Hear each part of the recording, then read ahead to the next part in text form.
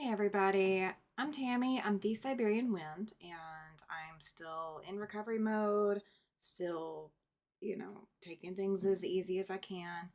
I'm out here to sew today, and I figured I would bring you guys along if you want to come hang out and just chit chat and see how things are going today. Um, yeah, I'm going to continue to work on my cows, my Fab Farm cows that I've been working on. I've got a snack, I've got a drink, and this is super informal, guys. So I started the cow when Sean was here on after sunset Sunday, and let's see, we have done the horse and we've done the goat, and so now I'm working on the cow. Um, and I normally just like work on this like immediately after the live is done and get it off my plate. I wasn't able to do that with this project, or the cow at least. So I figured it was time to work on the cow, and I've been doing some pre-record videos of me working on this just to get some time in, but I still have so far to go. So it is always better with friends. That's what I say. You guys are welcome to your own opinions, but I say it's better with friends. So let me know if you're here. I do have the chat today set to as anyone, so it is not subscribers only. So anyone can pop in and come hang out and come chit chat and all of that. I can't show you measurements. But if you ever want to see what part of anything I'm working on, just let me know. Just put it in the chat. It's laid back day. It's laid back day. I have been brainstorming because we're going to move my studio out into the main room of the house, or main room of the apartment, rather. We'll move it out there, and I have been brainstorming exactly how we're going to do that. I've got a couple of ideas. Not sure what's actually going to work or not. So give me a second and I will show you guys where I'm at with this one. And my table is vibrating a lot, but I can't lift the machine anyway right now. So I can't move it, I can't make adjustments. It's just gonna be what it's gonna be. And so I'm gonna turn the fan on too, bear with me.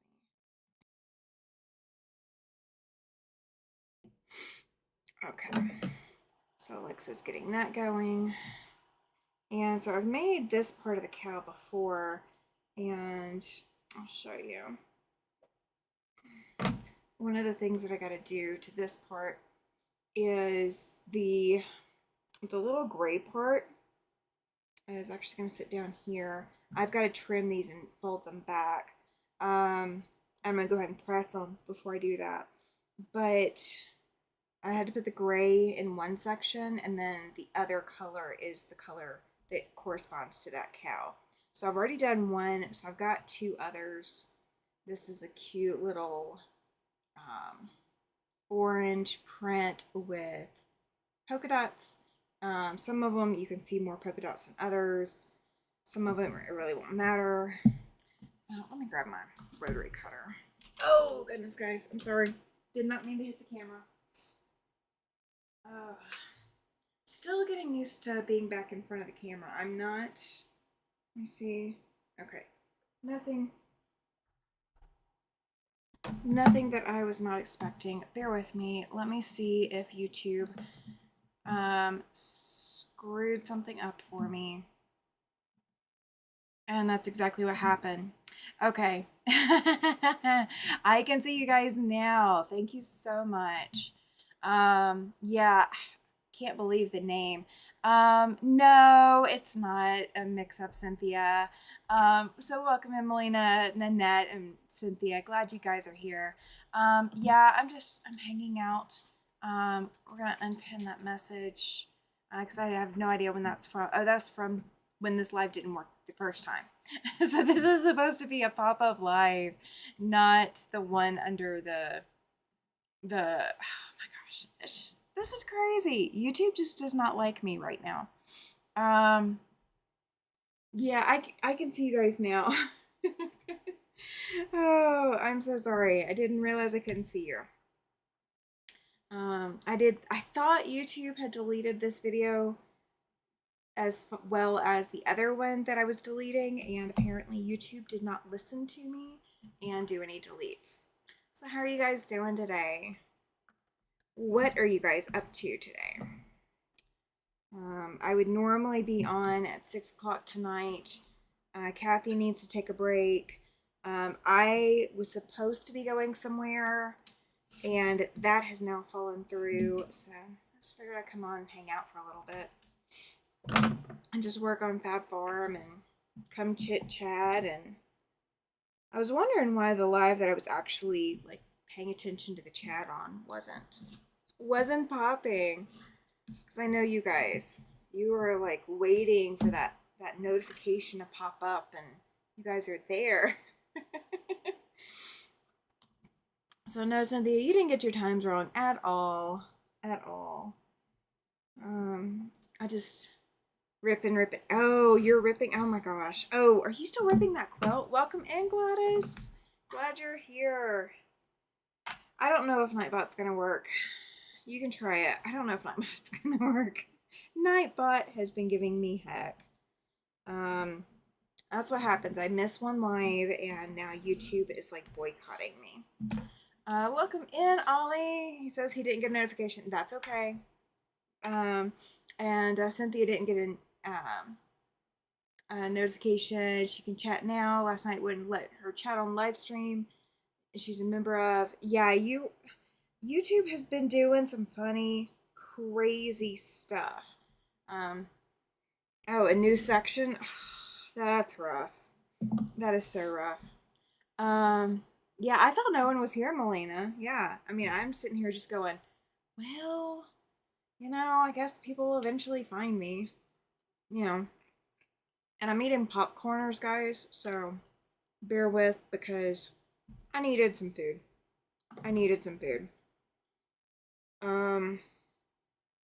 And you are always welcome to ask me to make sure that I am eating. You're welcome to ask me because I'm swinging the opposite direction now that I'm swinging. No, I'm not swinging that way. So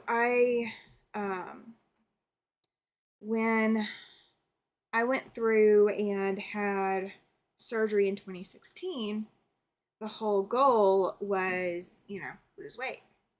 But you're told to get your protein in first, and you're told all of this other stuff, all the nutrition stuff that you need to know that you weren't taught in school and you weren't taught by your parents. That kind of stuff. The stuff that you don't think of.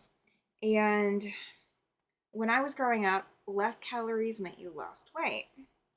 And so now I'm tracking my food because of the surgery I just had. And I'm trying to track macronutrients. Like I am tracking how much protein I'm getting, and I'm tracking sugar content. I'm tracking all of it. But now I'm going the opposite direction. And like I was looking at my thing, and it was saying you have this many calories left for the day. And I kind of just need to turn that feature off because then I think, well, I need to save that for dinner when I really don't. I've got plenty of room for dinner. Cynthia says she just got home, pulled up YouTube for a study tutorial. Oh! Well, if you need to watch the study tutorial, I understand. I understand. But yeah, and of course my dog goes and gets his bone, and he's bringing it in here, and he is now on the opposite side, like, of my machine. Um,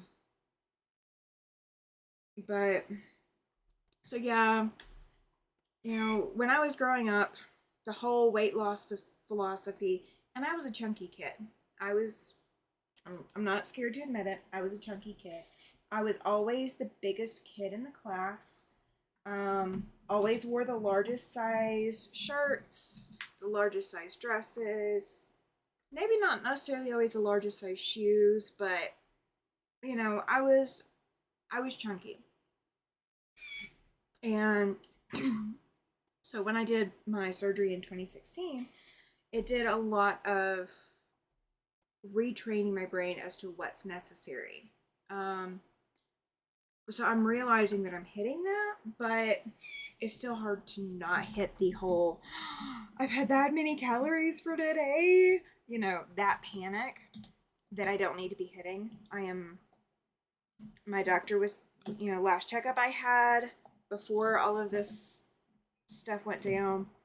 Last checkup I had, doctor was perfectly happy with where I was, and I mean, it was like you could lose 5 pounds, but like not you need to lose 5 pounds. It was, you know, you could if you want to. And I mean, I could stand to lose a few more than that, but you know, you get my gist, I think. And it is so hard to go back the opposite end and not swing to the, oh my gosh, you know, everything needs to be calorie free right now, which it doesn't.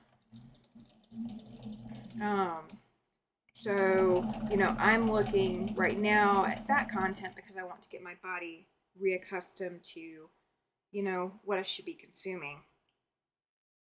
And I am definitely, like, I'm having that mental struggle with it.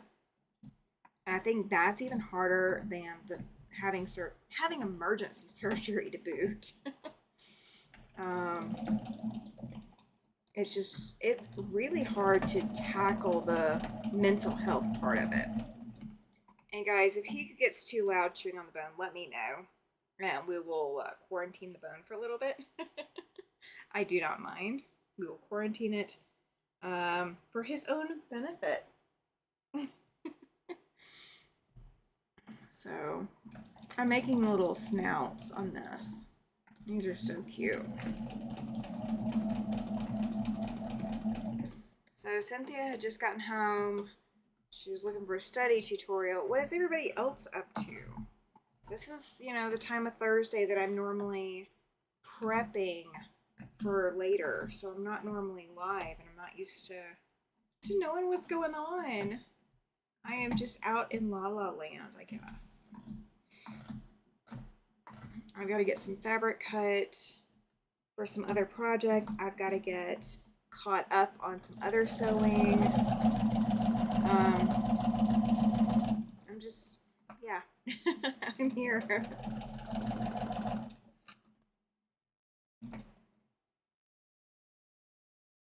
And somebody, you know, yeah, there you are. Hi, Judy. Welcome in. Glad you're here. I just decided to pop up and, you know, see what I could get done. The one thing I've got to do, and you guys are allowed to laugh at me. So, 2 weeks ago, I took Ricky apart because Ricky had one problem. The needle was not centered where it needed to be centered. So I was like, well, I know how to fix that. I've got the service manual. I'll go ahead and do it. And lo and behold, I pull Ricky apart. I get that fixed. I forgot to hook up a cable. So right now, Ricky does not backstitch. So yeah, we're sewing on a machine that does not backstitch currently. Ollie says that he was in a discussion earlier today where two Singer machines from 1873 don't seem to be in the right allocations as per the documented original sources. Ooh, all heady stuff. Very, very heady academia. Oh, fantastic. Nanette, she says she finished month 1 of Sophia finally, and now on to month 2. I have been getting, I don't know if Pinterest is listening to me, or is Facebook and Pinterest linked? Welcome in, Dawn. Glad you're here. Is Facebook and Pinterest, are they linked? Like, are they owned by the same conglomeration? Because I don't know where I talked about doing strip quilts other than here on my channel.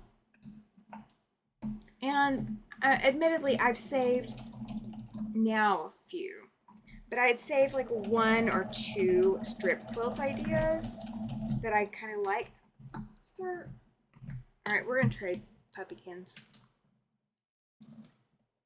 We're gonna trade. All right, bring it. No, bring it. Thank you. All right, you want the other one? All right, so now he can find it. The bone can be quiet. Facebook and Pinterest are linked, but I think from an outside source. They are definitely linked hard. I can say it that way. Because I think I saved 1 strip quilting Streamlabs and another will do that. I don't think Streamlabs is listening to me though. Do you think Streamlabs is listening to me? I don't know if Streamlabs is listening. I use Streamlabs, but I don't know if it's listening to me. Could you settle, please, sir? Thank you. I guess either way. But so I saved like 1, and now I am getting bukus of strip quilt idea little post things. You know how you get your little Pinterest email of these ideas are so you or something like that? Yeah, I'm getting that for strip quilts, and I'm just like, you know what, after a little bit I think I already have my idea in mind. They do listen and cross-platform to 23 other apps. That's just crazy. That's just crazy. And I don't know, maybe my Pinterest and my YouTube ID, maybe my Pinterest email and my YouTube are linked. Maybe that's what it is. Melina says it's scary. It is scary, right? It is scary. I mean, I wanted 1 idea, and I actually got, I think I've gotten like 4 ideas now. I know which one we're doing when we come to strip quilting in August. I already know. Welcome in, Nanny J. Looks like you're feeling tons better. I am working on it. I'm working on it. We're just gonna see how long I hold out. Oh Lord, goodness, Rayanne. She says hello to me and everyone. She's practicing phlebotomy today. Hand stitching. You know, I need to do some hand stitching. I just don't really want to do it yet. But I need to. I need to do it by tonight anyway. The Sew and Tell giveaway quilt that is going to Linda has arrived back.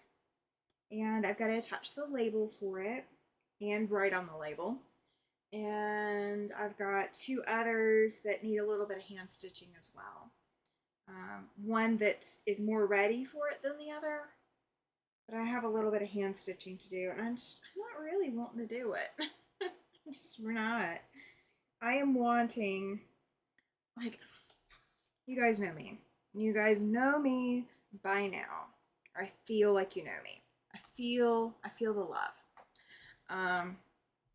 So we've got to move this from here into there, and like oh my gosh, guys, he went and found his other bone.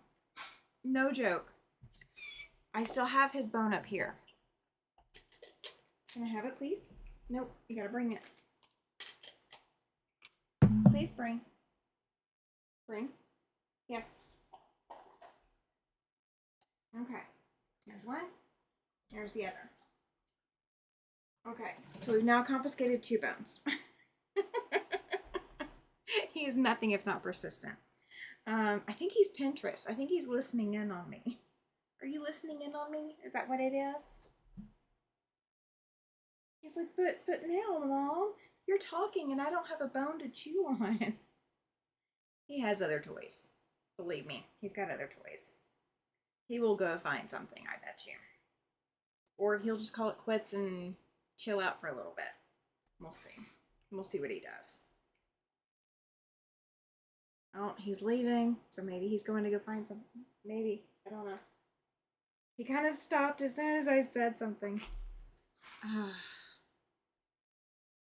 But yeah, so like Pinterest just kept suggesting strip quilts.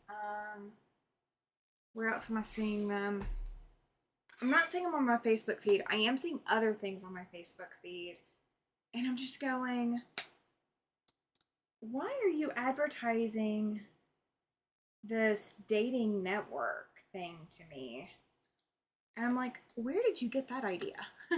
Ollie says, he has you trained to give treats for those old bones. He has 3 more where this last one came from. Bones are better, Mom, right? Well, he doesn't actually have 3 more. I know that for a fact. He is a very sneaky puppy, Ollie. He's very sneaky. He will. I had literally just taken him out so he could get his little business out, and I have trained him that if he doesn't need to go, he just sits. So if I tell him that I want him to go, and he doesn't want to go or doesn't need to go, welcome in, Joyce. If he doesn't want to or doesn't need to, he will, instead of hanging around and walking around, he will just sit. Pretty as you please, wherever he is, wherever is close to me, he will just sit because he doesn't need to go. I think he needed to go and he just didn't want to. I think that's where we're at. Okay. All right, so I've got the cow heads. Aren't they so cute? Hey, Linda, good evening. She says good evening, all. So I am putting the label on the quilt tonight. As much as I don't really want to hand sew, I'm putting it on there tonight. And it will not be pre-washed, but I will ship it out tomorrow. So wash it when you get it, please. Just for, safety's sake. I always wash everything, but I have not had a chance to wash yet. So if I can wash it, I will include a note that I've washed it. If I haven't, just go ahead and wash it. That way you get any extra dog hair out of it or whatever. So the Sew and Tell quilt is back, and it is, aside from the label, it's ready to go.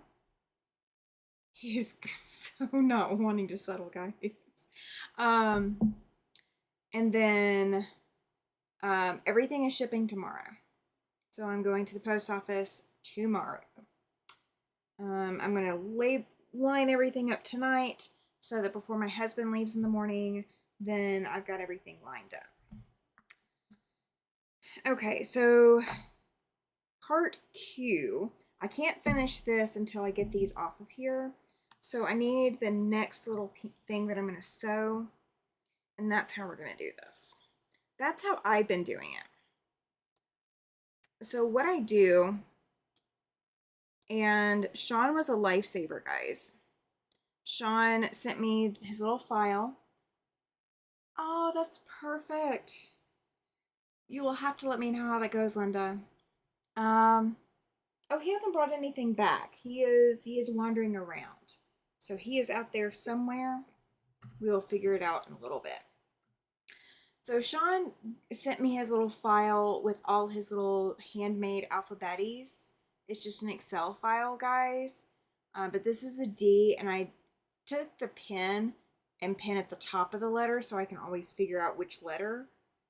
Because I've already used P, and P is a different fabric entirely. So I don't have 2 of those. So I know I'm good on that. But so now I get to find Q and E. There's E. And I've got a couple other pieces to find. This is Q. It's a little Q. Looking for something he had to take to her. Yeah, that's probably what he's doing. That is probably exactly what he's doing. He is determined, guys. All right, Q, E, and C. All right. So I've got Q, E, and C. That's part of my little figure 5. So without giving you measurements, this is what you're going to see in an Elizabeth Hartman pattern. You're going to see the little letters corresponding to different things, and it's going to give you a little diagram. So I've already done that little section, for all 4 of them, I think. But like I'm right up here right now. So I see that Q is going on at an angle, or C is going on an angle with Q. So what I do is I just set pieces as I go, and I know that these 2 pieces are like what they are, because there's just no way. They're too big to not be. So I'm going to lay my Q piece the way that it goes, and I'm going to lay C on top of it the way that the picture shows, so I can do my diagonal. Oh, that is awesome, Nanette. Yeah, she said that's fantastic. She was going to embroider her own alphabet. That's another way to do it, though. And those would be endlessly reusable. These, they'll get trashed after, 5 or 6 or 7 uses or so, just because I will run out of, places in there to pin. So it depends on your paper's, ability. You could also, one thing we did, and I think this was the funniest thing I ever did. Welcome in, Pam. Glad you're here. One thing that I did was I took and made name tags for all my employees. I embroidered name tags, and I embroidered little buttonholes to punch out so you could put a pin through the buttonholes, so it wasn't actually like piercing the fabric. It was absolutely worth it. Ali says he wants to get the Kenmore with the embroidery monogram set. Yeah. Happy to see and hear you. I'll be lurking, still unpacking. I don't blame you, Pam. I do not blame you one bit. I'm going to be doing that in May. We're going to be doing that here in the Siberian Wind's little studio, making it a much bigger studio. We're going to be doing that in May. I am one of those, though, that as soon as I know I need to start packing for something or start moving things, I'm already plotting and planning how that's going to look. So, like I was even telling It's Kennedy when she was over here Tuesday, I was like, okay, so I'm going to have to get a place for all of the stuff in the closet to go, that we're going to keep out. Like the things like linens and seasonal decor, like seasonal linens. Seasonal linens, let's clarify. I don't keep the decor in my closet. That all goes out in the garage. And he has found a squeaky toy to end all squeaky toys, and he is out in the living room. So my studio will become his playroom in addition to my studio. So there will be some transitions that we're going to have to make once I get out there. Does it work? Yes, it works. Whatever we're testing, it does work. Best way to plan a move, set a target date, and work backward. I know. I did 9 moves in 8 years. In 7 years, sorry. 9 moves in 7 years. And I was the one responsible for it. Yes! Yay, Cynthia! She said it's letting her chat again. That's fantastic. Andrea says she almost ignored the notification. It said April 6th. Yeah. Welcome to YouTube world. Just welcome to YouTube world. Pam says that she's that way too. However, this part was smaller. Oh yeah. I bet. So when we moved from Alabama up here, this is the apartment we moved into. It is a 2-bed, 1-bath apartment. It's got a fairly good-sized dining room and fairly good-sized kitchen and really generous living room, which is fine. That's kind of what we expected. But again, we were expecting to have a 1-bedroom apartment, and we were going to be moving into a 1-bed, 1-bath.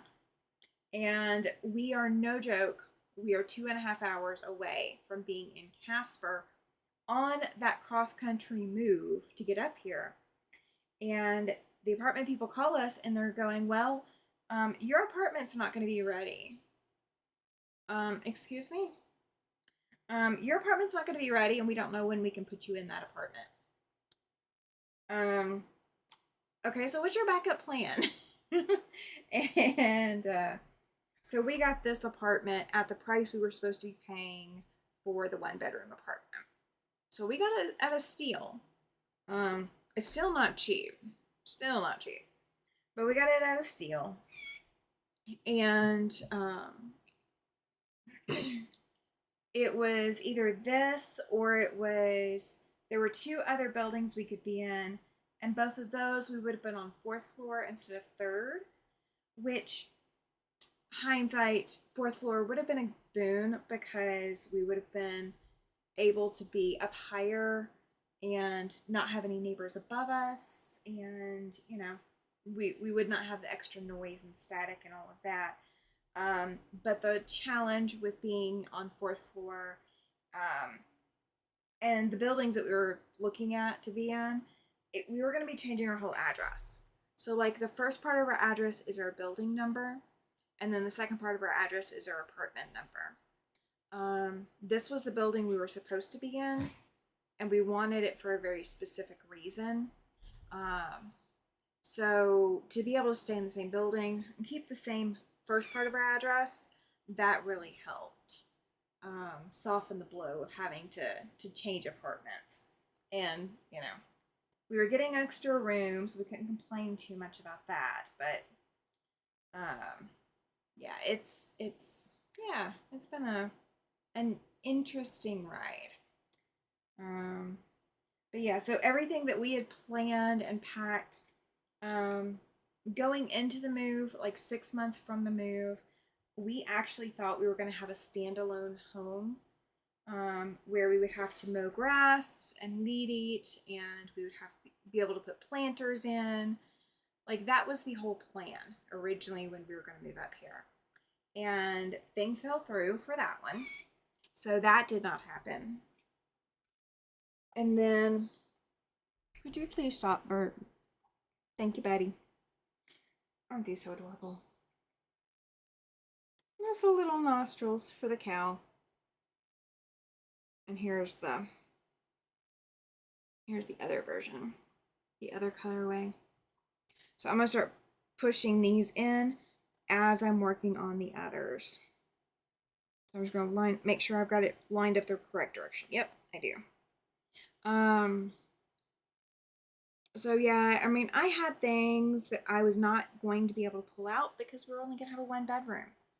And my sewing space was going to be in the corner of the living room.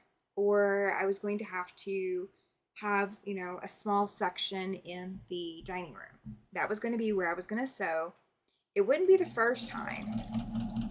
I mean, for years when my son was little, that was where I sewed, was in the dining room. When I had my own house, I had my own room. But anytime that I've shared a house, I get relegated to the really weird places in the house. Like, I don't get first dibs on where I want to be. Like, none of that happens. I've had one house where the master bedroom was my studio. But I really didn't sew much there. That was in a good apartment. I was about to ask if those were Band-Aids, and you said cow nostrils. I love that, Andrea. That's hilarious. Holly, you are so right. They do not ever end up really being a corner. But I've done more with less. Now, I would not probably have started a channel if I did not have this room. I think we can credit this room as making it possible for me to have a channel. Because if I'd been out in the living room or in a corner of the dining room, I tend to defer to any and all housemates. So whatever their schedules needed, that's what I would follow.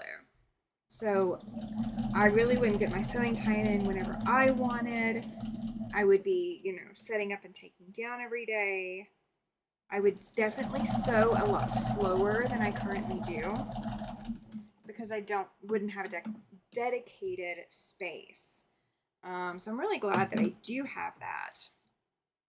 But there was a good chance that I wasn't going to have that. So my long arm frame, it is not a long arm machine, guys. My long arm quilting frame is taking up 10 feet of the dining room. It is set up not with the machine on it yet. I have got to get in there, and I think I'm going to do that this weekend. Tom's going to be gone, and I'm not going to have the extra distraction of him being here and me feeling like I'm annoying him or making too much noise or any of that. But I will get in there into the dining room or what was the dining room, and start working on the frame a little bit more. And yes, I will keep it within my weight restrictions, guys. I will not lift over my weight restrictions. There is no lifting really left. It is just standing and doing a little bit of bending and getting a couple of screws, because there's a couple of screws missing. I could have dropped them somewhere. Let's see. Ollie says corner went to one room and now expanding into 2 rooms. Nice. Yeah. So when I had my sewing room in Mississippi, we had a 3-bedroom apartment. We were really able to afford it then. And it was reasonable. The 3-bedroom apartment there is less than what I'm paying here. It was crazy. It was crazy affordable. Oh, I'm not going to, Pam. She says, don't overdo your physical strength. I won't. I'm going to take it easy. It's going to be, watch an episode of Grey's Anatomy and then get up and do a little bit. And then it's going to be sit back down and watch another episode of Grey's Anatomy. That's probably what's going to be. Ollie says, I have one whole living space, most of a basement, part of the dining room, and in the summer, the gazebo. Yeah, so we looked at a place to move, and there's a sunroom and 2 bedrooms, and the sunroom was the largest of the possible rooms for me to set up sewing space in. And so my husband was like, well, you can have the sunroom and I'll take the other room. I'm like, well, why don't we set the living room in the sunroom? Because, we can just put blinds up, when we want to watch TV, and we can just sit in there and enjoy the sun when, we're not wanting to watch TV, or we just need a break or anything like that, and just watch the weather, like watch the snow falling and all that kind of stuff. The old people stuff we want to eventually do. Oh, a sunroom would be so nice for natural light. It would be. It would absolutely be beautiful for natural light. And that is one thing I am so gonna miss. So like I have like maybe 2.5 feet on one side of the window is a wall. There's a little bit of a wall, and then behind the door is a wall. The rest of this room is a window up on that wall. So I'm really gonna miss that. The living room has it has a sliding glass doors to our patio, but that doesn't bring in nearly as much light. I'll be able to open it for a lot more breeze, but it doesn't bring in as much light. Oh, Melina, she says she has some of the kitchen and part of one room for fabric, etc. Oh, gracious. Gracious, gracious. So, I think the smallest, the dining room space that I had was probably the smallest full sewing space that I had. I don't blame you, Andrea. She says she's afraid of sun fading her fabric, so she keeps blackout shades in her sewing room. All of my fabric is on the walls furthest away from the window, and they are all tucked back. But I am going to need to like rethink how I'm going to do this, because I think instead of doing this thing right here, like having the shelves with the all the decorations and the fat quarters and all of that, yeah, it does fade thread too. And now my thread is kind of in a place where it could fade. Rita says, I'm glad you're doing better, Tammy. Thank you for being here. I appreciate it. I appreciate it. I'm working on it. I'm hanging out. We're hanging out. Um, I am doing the whole. I was gonna wind myself up and probably like I might crank out some tunes and sing along or something, but I was gonna get a little bored and a little lonely, so I decided to bring you guys along. Let's see. Ollie says I will never use one of the wall thread holders open to the light and air like that. Okay, so mine is not. Mine I made. So that thread rack in my picture, that's behind me, I made that thread rack.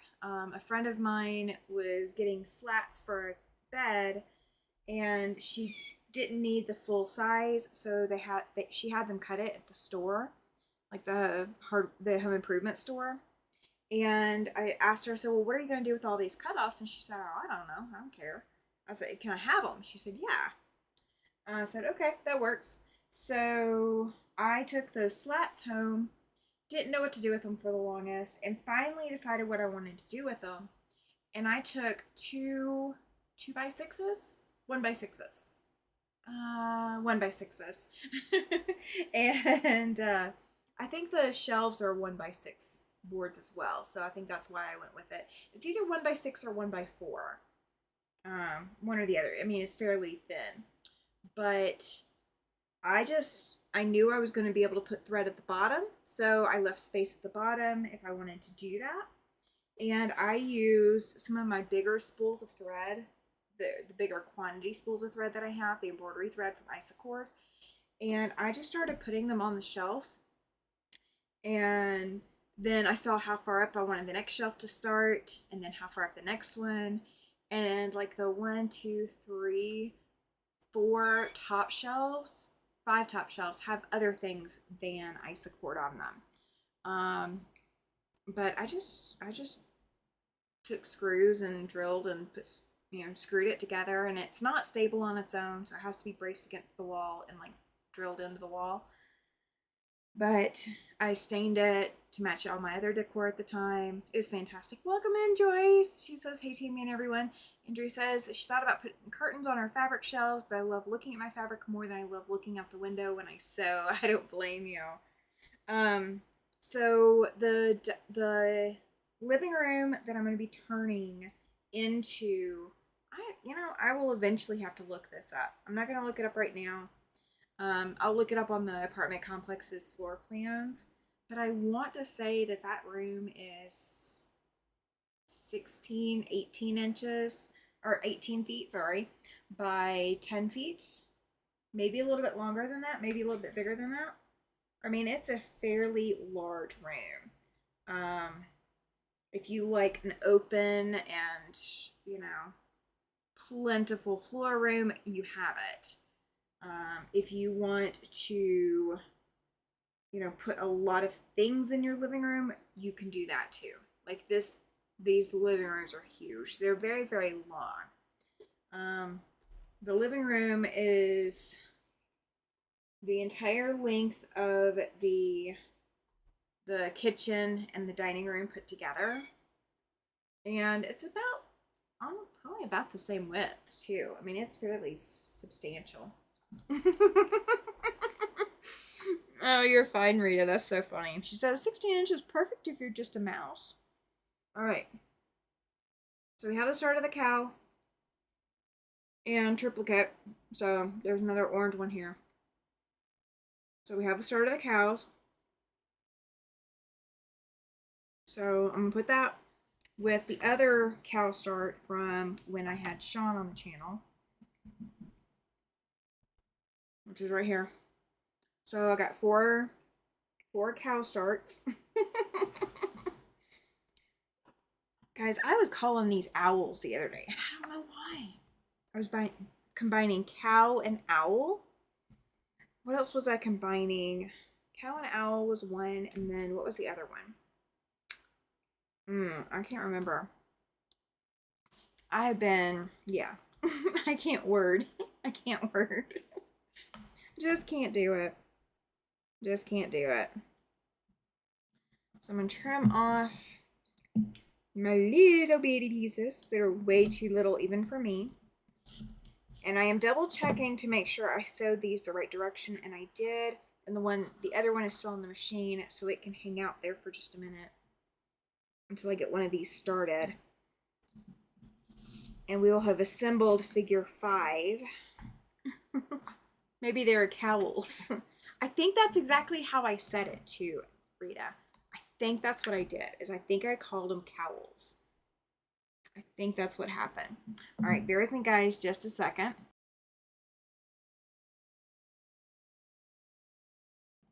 Okay, I had to turn down the fan, and I had to use the Amazon device to do it, so I didn't want to trigger all of you guys'.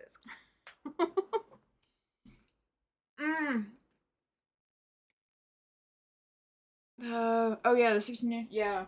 Okay. I'm already right here. I don't know what I'm looking for. I need to press these. Anesthesia brain in my experience lasts about 3 weeks. Probably. Probably. You know, one thing I was saying earlier, and I know this is a personal battle for me. Weeks more like months, yeah. So when I had my gastric sleeve surgery, 2.5 by 4.5, yes, 670. 670, Andrea. And you will need either 170 or 270 of those rectangles to be the same fabric or a similar colorway. If you want to give this a little bit more, give your eyes a place to rest. Thank you, Joyce. I appreciate it. You've got a meeting at church. Oh yeah, absolutely, Joyce. Have a great night. Thank you for the super chat. I appreciate it. That's going to go into whatever the next raffle I do is. It will be before October. I know that much. I don't know exactly when. I think maybe July. I think we're looking at July right now. When I was like looking at my calendar, I feel like I'm such a millennial, guys. I'm talking like a millennial. Shoot me before I become a millennial, please. Please, I am not a millennial. I am a Gen Z. I think I am. I'm at that cusp between Gen Z and whatever the generation after Gen Z is. So the rectangles cannot be scrappy. I would recommend that if you do scrappy, okay. So, no, I have not given the pattern yet, Andrea. Nope, you were good. You were good. Okay. So let's say, I'm thinking, because you will need a background fabric as well, and you will need 1,344. Yes, 1,344. 2.5-inch squares. Okay. All right. So let's say in your scraps you have all kinds of colors. Like you've got this, which is like a floral, and you've got this, which is also floral. You know, they're scrappy. They're not the cohesiveness of these scraps is just that they're floral. That's it. I mean, there's some pinks in there. I mean, some beige, or not maroon, rose color, you know, things like that. There's this, which is really, really dark. It's got purple on it. It's also linty right now. It's flannel. So let's say you've got a lot of just random colors. I mean, heck, I've got pink in there. I've got green. I've got blue. I've got yellow. Yes, I have yellow in my stash. In my scraps. There is yellow in this quilt. So whatever your scraps are, that's fine. What I recommend is that you choose either a single color that you can cut either 170 of them out of, or choose one colorway that you're not going to find that anywhere else. So if I choose, like, let's say I want to do greens as my color, I do not want green in anything else I put in here because I want the green to stand out. I want the green to make a statement. If you want to choose safety orange, choose safety orange for your standout color. So 670 total, and you can either do 170 or do 270 out of your single color or single fabric or single wave, you know what I mean? Do out of that 670, either do 170 or 270 that are of one fabric. I did 270, so you guys will see what it will look like. But we're gonna put it together. Some of it will be put together in advance so you guys can see what the blocks are gonna look like. And then some of it will be, here, take it home, do it. That kind of thing. And then so my fabric, my standalone fabric is a blue and purple. And yes, I do have these started. No, they are not done. So in all of my scraps, I have this blue and purple fabric. There are fabrics in my stash that are similar to this, but because this is one fabric that I'm using for all 270 of that one grouping, then it's not going to matter. And then the 2.5-inch squares, that I did white on white. Referring to the 670 2.5 by 4.5-inch rectangles. Yes. Yeah, that the rectangles can be scrappy. They absolutely can be scrappy, Rita. So this for me is going to be a solid. This is going to be a solid color throughout the entirety of the quilt. That is part of my 170 or 270. 2.5 by 4.5-inch rectangles. Welcome in, Kathy. Glad you're here. Joy says, I don't think I can count that high. I know. It's a lot. It's a lot. But this one is a great leader and ender project. So you guys aren't seeing me work on it because I haven't released it yet. And I've got to get some other stuff. I got to get that down. So like my order right now, yeah, 1,330. Yeah, I can't talk. 1,344 2.5-inch squares are, yes, they're going to be your wings. They're going to be your wings. These are not 100% done, guys. They're going to be your wings. So you need 1,344 of them. I know that doesn't match up to the 670. Don't panic on me. It is as intentioned. It is as intentioned. So, yeah, I'm still hoping that I can catch back up in time to do it on the 25th. Whether or not I do, oh my gosh, guys, today's the 10th and I haven't done the retreat thing yet. Oh my gosh. Oh, I got sick on the 1st. That's why. Okay. How much yardage is that? Good question. It's like 2 something, I want to say. Let me, all right, out of 40-inch wide, you can get, I normally have these charts in front of me. You can get 16 squares. So 1,344 divided by 16, that is 84 strips. And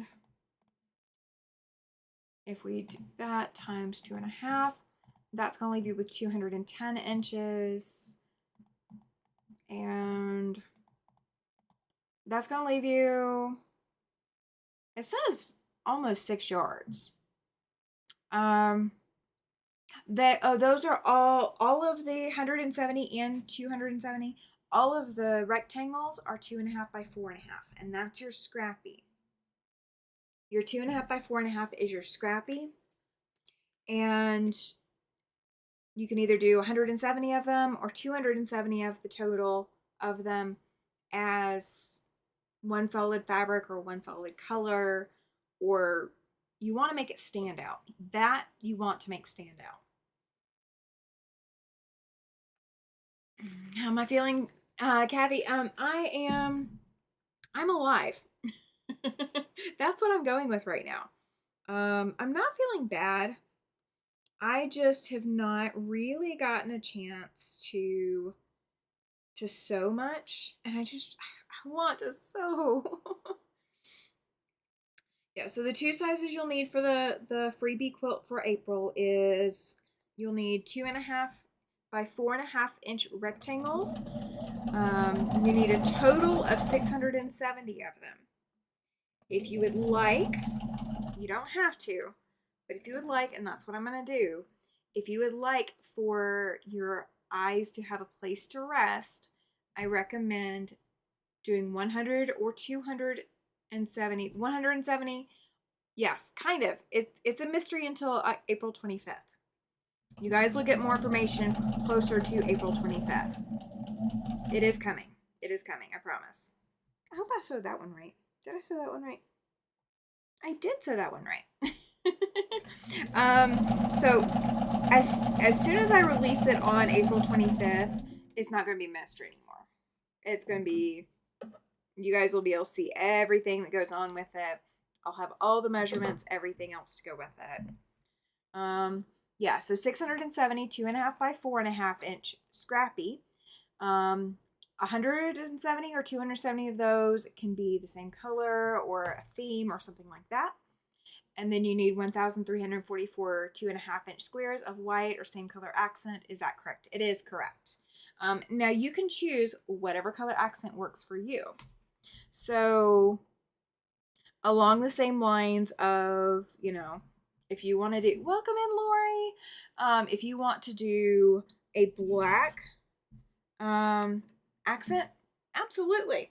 It will still work. It just depends on what your scraps are.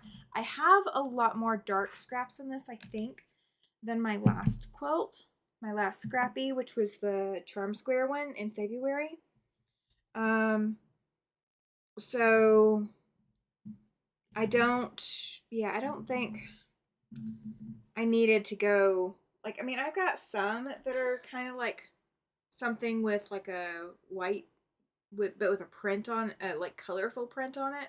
But I didn't do any white on whites as my rectangles because I knew my background color was going to be white on white. Red accent, yes, yeah, absolutely could. If you do not typically use a lot of red in your quilts, so your scraps do not have a lot of red in them, yeah, absolutely, knock yourself out. That would be fantastic. I'd love to see how that would come out, Rita. I would love to see how that comes out. You will have to come show me. You will have to drive all the way up here and show me. I'm just kidding. You can take pictures. But yeah, I would love to see it with all kinds of different colors. I mean, guys, people blew me away. Some of the quilts that I've put the patterns out there for, the color combinations have been just absolutely wild, and I've loved every minute of it. You're going to go with red accent for the snowball corner. All my red is on bolts right now. Oh, fantastic. Yeah. And as long as you are mixing and matching, like if you've got multiples, Kathy's laughing at Rayanne's comment about being the bloodletting, the phlebotomy today. Oh, right. I'll get right on that. Sure, driving. Right? I know.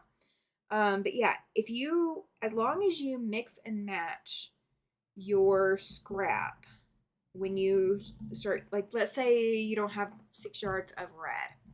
And now here's a cheater's trick, because they're all 2.5 inch rectangles.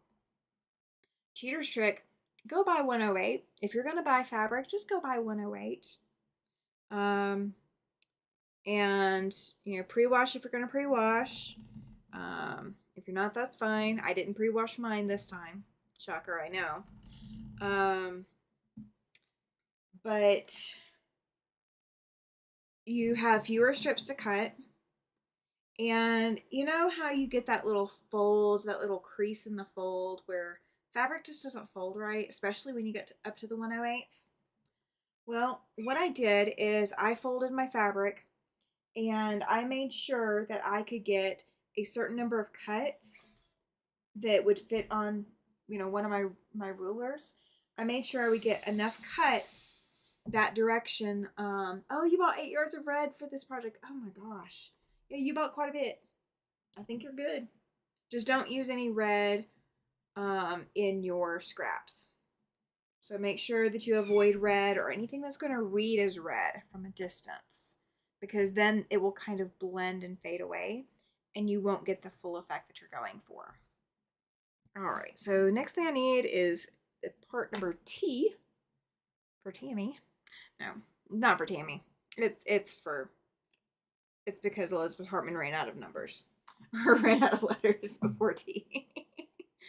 All right, let's see. We are doing D on U and T. All right, so we got D. And where is U? U is not over there. Coming up quickly. There's U. Yay, found U. It has only purpose of the snowball corners. Perfect. Perfect. All right, so I think D gets used somewhere else maybe as well. No. Yep, D does get used somewhere else. So I do not use all of this. So I'm going to hang on to the letter so it doesn't get completely misplaced. We're going to hope. All right, so these are going to match to their fabrics. There's a lot of snowballing corners in this pattern. So my diagonal seam tape on my machine bed really comes in handy. It really comes in handy. Yes, I'm still snacking. It is what I've got in the bowl. I pulled out 1 serving. So how many of you guys do that? Am I the weirdo? Let's see, patience not to start snowing snowballs. Yes, you do have to find patience. You have to get all your rectangles cut. And you have to get all your snowballs cut. That might take you until the 25th. I don't know. That's 11 days away. Gosh. No. 15 days away. 15 days away. I'm over here about to panic myself, guys. Please don't let me panic myself. And yeah, I know I'm going back to food, so I apologize.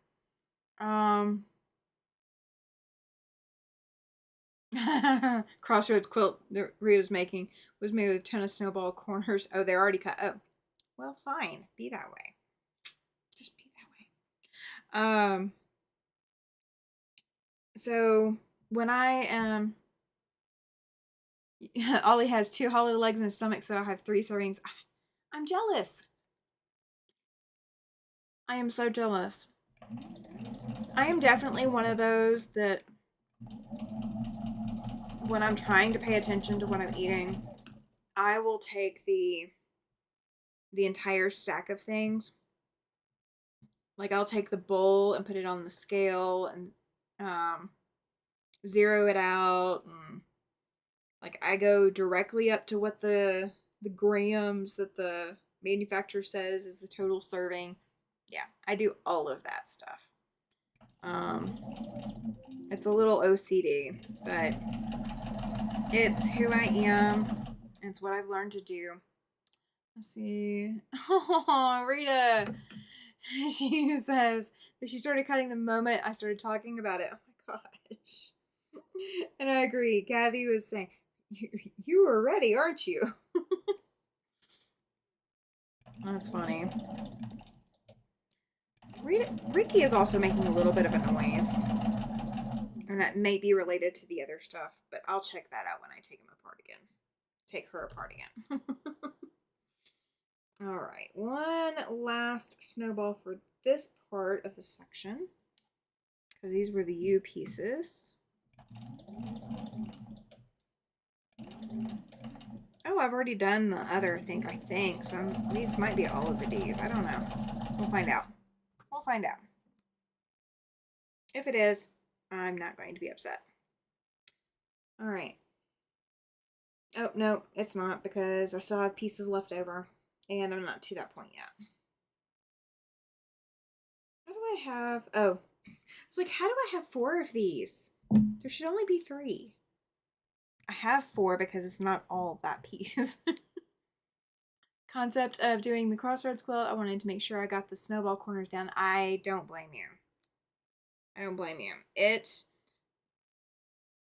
That's one of the reasons I wanted to do this one the way that we're doing it, is because it is a skill builder, but it is also something that if you are ready, you can put it as a leader ender, and it is just, it's easy peasy lemon squeezy because you've already done this so many times before. If I'd had enough time on the sewing day that we did, retreat day that we did, I probably would have sewn more of them. But I had to stop. I was done. Rita says she just has to wait now to find out which corner snowball goes on. I'm not keeping too many secrets. I'm not keeping too many. You're not going to be super surprised. Just saying. Just saying. Oh, but that didn't give any clues away, did it? Oh, I'm so glad. I'm so glad. I didn't get far enough to give away clues accidentally. All right, gotta put CC on these other corners. And then we'll start, cutting them apart and adding pieces and parts and making bigger pieces of parts and cows. Sometimes I enjoy a smaller project where, it's all just here at the table. This is not the project I want to be working on right now. I do want to get that down and get it finished and get it off my wall. I want to get sparkle down. But if I don't sew these, because all the pieces are cut, they are going to get lost. And I really don't want to cut more of them. We will cut more cows should we need to. We smooth the snowballs on all 4 corners, then just remove incorrect ones. Oh, you were funny, Rita. You were so funny. That gives me another idea. Oh my gosh. I think I have an idea.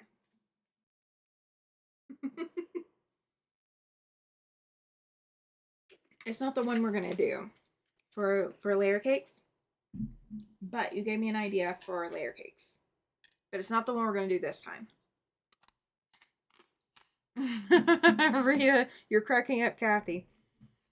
Let's see. Andrea says she hates cutting and do not have one of those fancy cutting machines. I try to kit up my quilt projects in advance, especially when I have a lot to cut. Yeah, I do that too.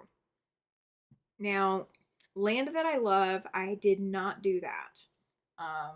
I kind of delayed on cutting a lot of things for Land That I Love because I just wasn't ready. I just wasn't ready to do it. But Land That I Love, I cut up 1 block at a time, and it is so hard for me to do it that way. I want to just go ahead and cut a block and put it together and be done with it for the day. And that's not the way we're doing it, stretching it out like this. So it's taking some adjustment for me. Kathy says she likes to cut ahead of time for the same reason, Andrea. Yeah.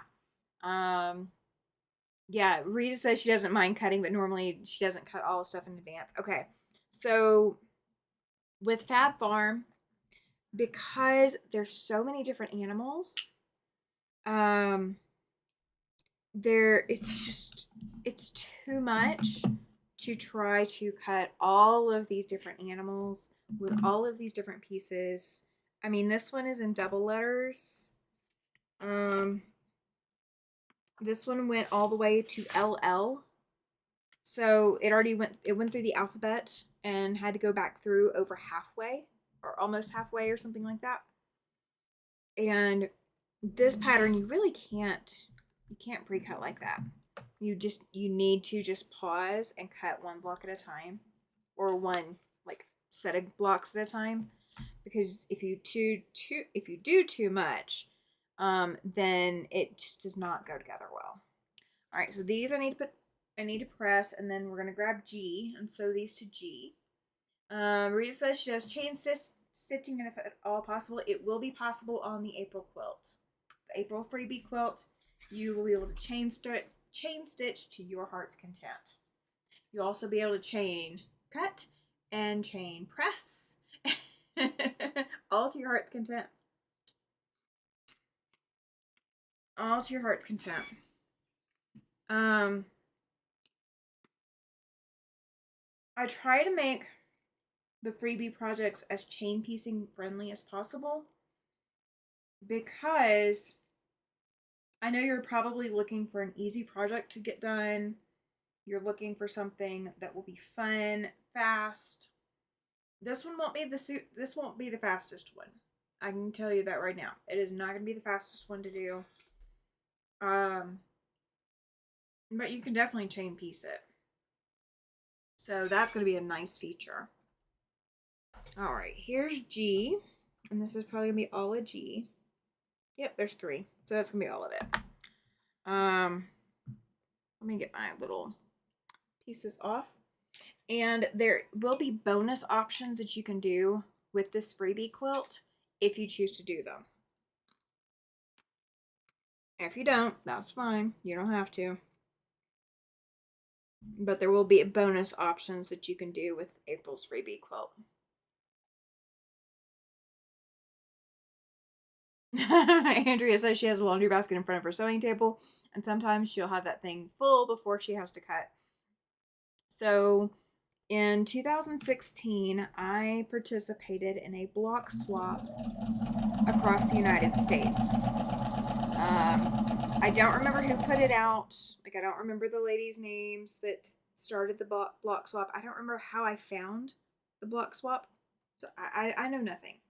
I just know that I found out about it, and I decided that because it was patriotic 9 patches, and you could either do a 9 patch or you could do disappearing 9 patches. But they had to make a 12-inch block. And I participated, and I had so many blocks. When I sent them in, I sent in 105 blocks to get 104 back. And I was by far the overachiever, which should have been a sign. Should have been sign. Yeah, just right here. Just right here. Rita, if you will, type it back into the chat for me, please. If you can. Actually, you know what? Hang on. Let me see if I can pin Rita's comment. It is 670, 2.5 by 4.5 inch. Yep, I can pin it. There we go. All right, so it's pinned to the top. 2.5 by 4.5 inch scrappy. She put 2.4. It's 2.5. It's fine. That's gonna be your scrappy. You need 670 of them. 170 or 270 of those can be one fabric or one color theme. And you will need 1,344. Yes, it is a different number than what would pair up with the other. You need 1,344 2.5 inch squares. I would recommend that you choose a solid or a reed solid or something like that for your background color. I did white on white for mine. And as long as for your 170 or 270, whichever route you decide to go, that is out of the 600. So take that out of the 600. So it's not in addition. It is part of it. I recommend choosing a fabric or color that is not part of the rest of the quilt. Or choose one solid or one fabric that you're not going to have anywhere else. See, is optional when using additional squares or blocks? Nope. Oh, yeah. There's going to be an optional one. And yeah, it's additional. It's pieces. It's no waste. That's what we're doing. Copied your comment and pasted it to a Word document. It is going to be approximately 60 inches by 80 inches. Cannot copy what you're saying. Oh, gotcha. Gotcha. Okay, you know what? Let's do it this way. I got time. This is a pop-up. This is a random. We got time. Yep, hang on. Hang on. All right, I'm going to unpin. All right. Oh, something popped up in my screen. I thought, what did I just do? And it's just my mouse going to places it wasn't supposed to go to. For the April freebie quilt pattern, you need 670 rectangles, 2.5 inches by 4.5 inches. I recommend setting 170 or 270 of these as a single fabric or one color, not used elsewhere. And 1,344 2.5 inch squares of your chosen or of your background. Let's see if I can get that in the okay, hang on. YouTube doesn't like me. There we go. All right, yay. Okay, and I'm going to pin this to the top, guys. So if you need to copy the requirements, go to the top of that. And you should be able to copy those requirements. Because, yeah, captions don't get inches right. They don't get... I totally get you, Andrea, on that. Captions do a lot for the rest of everything, but I've tried to read captions for measurement instructions, and they're always off. I guess people who programmed the captions did not program with that in mind. So, let me know if that helps, guys. Let me know. I guess I meant to do, and I'm glad you guys are bringing it up. I meant to do a little short about that so that the instructions or the requirements would be out in advance. And I haven't done that, but I also haven't posted the retreat yet. But that was after I got sick. So we're still on recovery mode. We have entered Windows recovery mode. Something along those lines, right? Do you guys remember Windows recovery mode? Did you ever have to put a computer in recovery mode? That's some crazy stuff. There's so many things you're supposed to be able to do in recovery mode that you can't, or that don't ever work. Yeah, we're still gonna do the retreat. I may not be super active, but by then we'll be at 3 weeks. Something like that. I think. How far out will I be? Had surgery on the 4th. 1, 2, 3. Yeah, we'll be 3 weeks out. So I won't be released. I still won't be released for heavy lifting or anything like that. But provided my doctor doesn't tell me different when I see her on the 21st, we'll still be doing the retreat on the 25th. I mean, I can hang out and retreat. You guys have seen me retreat. I'm in my pajamas. I'm not dressed up. Retreat is relaxing. Retreat is fun.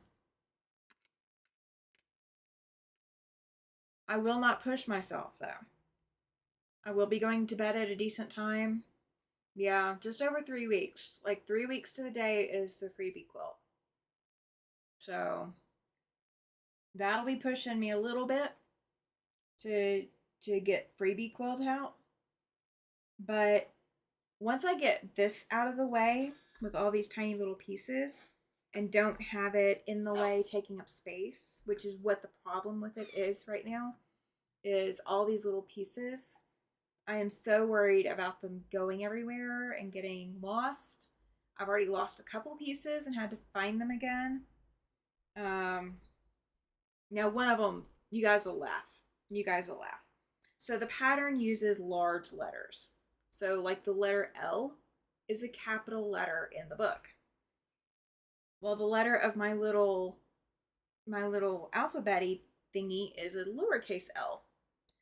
I was looking for the uppercase L, and every time I saw the lowercase, I thought I was looking at a capital I. And so I literally thought I had lost a whole section of pieces. Ollie says he doesn't think he will ever be able to have a whole treadle ever again after his last moving one.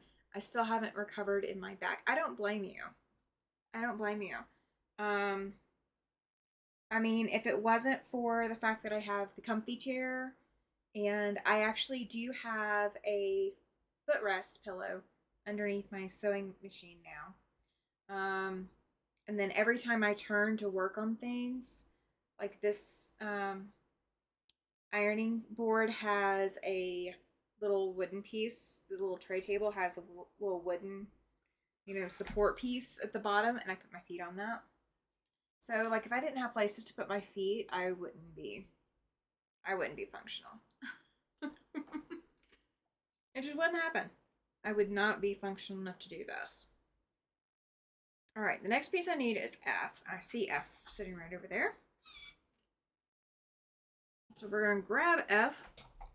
And I've got one more piece still sitting on the machine. So when it comes off,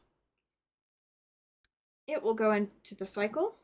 All right, let me shift these over. All right. So I'm going to put that direction and this right here. Okay.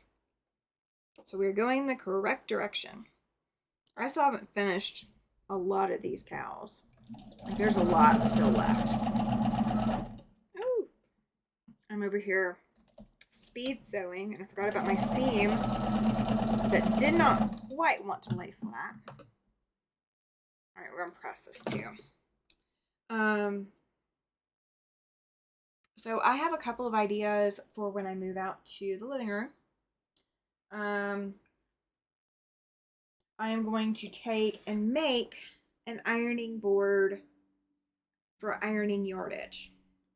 I am tired, so tired. I love my Oliso ironing board cover that my husband got me with my iron when he bought me the replacement iron. I am so tired of not having enough room to iron yardage or iron a quilt top or a quilt backing without having to wrestle with it. So I'm going to take one of my 2-foot by 4-foot tables and we're going to turn it into an ironing board. Ouch, Rita. She says she understands Ollie after having 6 spinal surgeries. Don't think she's ever going to recover. Oh my gosh. Ouch. I'm okay with surgery for the most part. I'm not scared of surgery. But emergency surgery, I'm a little terrified of. I did not have days and weeks and all that to prepare for going into surgery. I was going into surgery because the radiologist said you're not going home. You were not a candidate for the surgery before the treadle incident. It's an inward disc rupture into the spine. Ouch. So between T10 and T11, that part of your back is not supposed to move, and mine did. And that's actually what set off a lot of my subsequent health problems. They told me I had a bulging disc. They've never said it ruptured, but like they're not seeing, narrowing of the spine or any of that kind of stuff. But my neurologist was like, well, but that doesn't mean you're not hurting. Like, thank you. Oh, ouch, Rita. She says they can't give her anesthesia. I bet that makes it more scary. Can they? I'm assuming that they would have to numb you. So they would have to be able to do something like that just to, keep you still during surgery. Yeah. I am thankful that is not a problem I've had to deal with. I'm very thankful. So I wasn't initially scared going into surgery this time. Like a planned surgery, I don't think I would be as scared about. But this surgery, I was fine, guys, until I got into the OR, and then my anxiety skyrocketed. But at that point, I was just like, I'm too exhausted to fight you guys. I had not eaten in days. I was done. I was done. Oh, ouch, ouch, Rita. She says she's got 6 discs that sit sideways right now, so she does have another surgery coming up. Ugh. That's yeah, rough. I'll bark like the dog. It's rough. It's rough. Yeah, I was fine until they got me in the OR.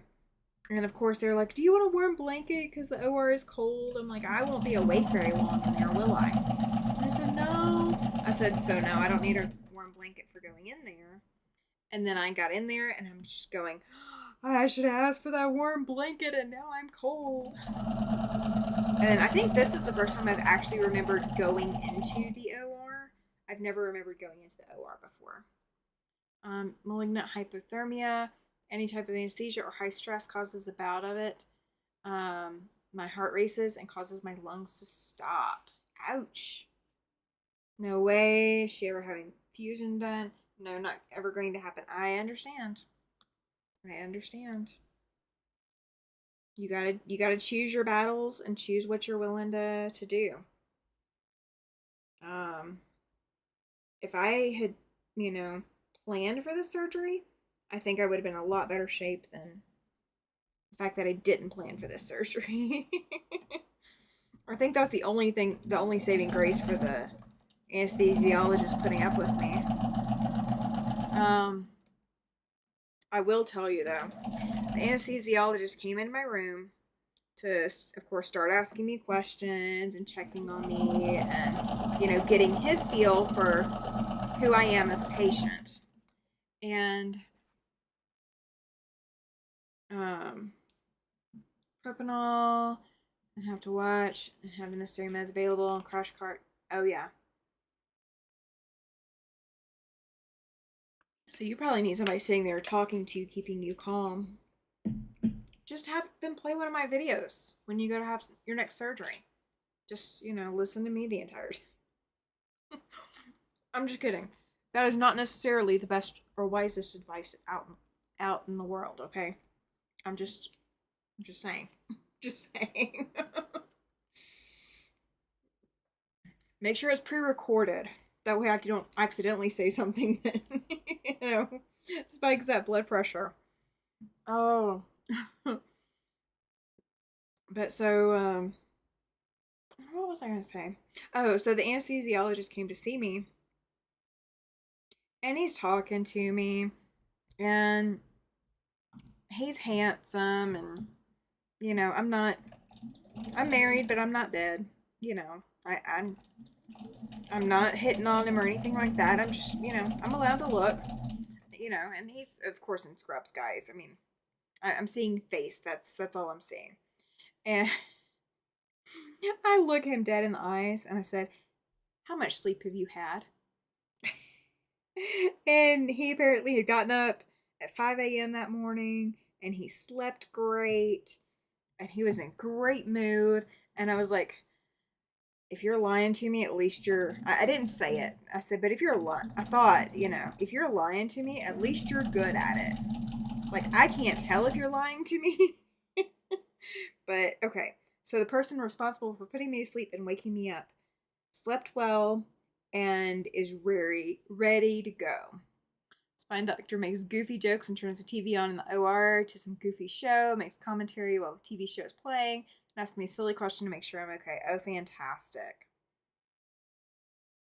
That's fantastic. So, yeah, that was my least favorite part, was just when I got into the OR and then I hit that panic moment. Yeah. Because I was like, I should have gotten that blanket. I'm now cold. And there's no blankets to be had. They would have taken it off of me anyway. Because, it would have been in the way. But, doctors and nurses do have, an obligation to preserve our dignity, which is, it's a fantastic part of the job. That they are, able to look and see all of the things that we see as imperfections, and they just look at it like, okay, it's another human person. Okay. And like they can look past all of our imperfections in a different way. Kathy says, "Oh my Rita, that sounds scary." I'm just glad her doctor's got a way figured out that works. That's the fantastic part. All right, let's see, that part is done as far as I can go. So that part is the next part. So we're just pressing these. You get extremely hot, so they have to keep your blood pressure down. Oh, that makes sense. Well, I wasn't exactly in the best shape going into surgery, though. Not only was I haven't eaten since midnight kind of person, because I basically hadn't eaten since, oh gosh, this was Friday morning. I don't think, I kept some Jello down. Like, I think that was it. Kathy says that she always asks them to promise that she'll be covered as much as possible. Oh yeah, they do. They have there's no desire by the majority of medical professionals to just gawk at a human body. They've seen enough of them. They've seen enough of them. I'm sure that there's more beat up and battered bodies than mine. Oh, you're fine, Cynthia. She says she's got to go again. Have fun. Be safe. I may or may not be on. I'm just hanging out until I hit that limit, and then we're done. I don't blame you, Rita. She says if they're not familiar with MH, she says, or if they say they're not familiar with it, or they give her any doubts, she says bye. I don't blame you. Yeah, I mean, the professionals have seen enough human bodies come through in all shapes, forms, fashions. And I bet, honest to goodness, I bet that even if my anesthesiologist that was eye candy, I bet that even if he was, having surgery or whatever, there'd probably be some other specimen of human out there somewhere there's more attractive to the medical staff than him. So, I'm not absorbed enough to think that I'm like the be all and end all, because I know I'm not. But I also know there's no way I'm the worst. There's no way I'm the worst. At least I don't. Okay, so I watch Grey's Anatomy, guys. So we're gonna go to a Grey's Anatomy reference. And even if you don't watch Grey's Anatomy, I'll make it make sense. Don't worry. So, on Grey's Anatomy, the residents and interns, they don't necessarily, I mean, they might notice a very pretty on the eyes, easy on the eyes, patient, or, something like that when they come in. But their overall and their overreaching mantra is that um where was I going with this? Rita says she doesn't make a good patient. She loves Grey's Anatomy. Yeah, Grey's Anatomy was rated as a pretty close as far as TV drama, because it's TV drama. We know it is. Um, but it had some of the most accurate information aside from House. But House was definitely dramatized as well. You know, that's where you get ratings. Oh, what was I gonna say? So like in the ER, somebody comes in with something. Welcome in, Sydney. Glad you're here. Somebody comes in with this freak accident thing, and they've got like an axe with the handle hanging out of their skull. Everyone wants to see that. Somebody comes in that is presenting as male but is actually pregnant because they actually have a uterus and the equipment to have a pregnancy. um that gets the attention of the interns. So I mean, I know I'm not horrible looking and I'm not fabulous looking, um but I don't have some crazy kind of accident going on that makes me medically remarkable. So I know they're not really going to care. I don't have to worry because I'm not medically remarkable. That's a sad way to put it. But that's kind of how I look at it. So, like, even if I did end up in the ER or hospital or whatever because there was something medically remarkable, I know they're not there to just gawk at me. They're there because they're super excited about this really rare whatever it is that's going on. If I'm ever the really rare thing, then I'll let you guys know how it goes. Let's not hope for me to experience that for you though. I will firsthand tell, if that's what it takes. But we're not gonna hope for me to be the medical mystery. I kind of am a medical mystery, but you have to really dig into my medical history to understand the why I end up coming across as a medical mystery. The doctors usually don't care though. As far as for surgery, I think I'm normal. I did have to let them know that the anesthesia wears off like a light switch. Because I will go from I'm awake and I'm functional and I'm talking, um from dead, I'm out of it in seconds with very little warning.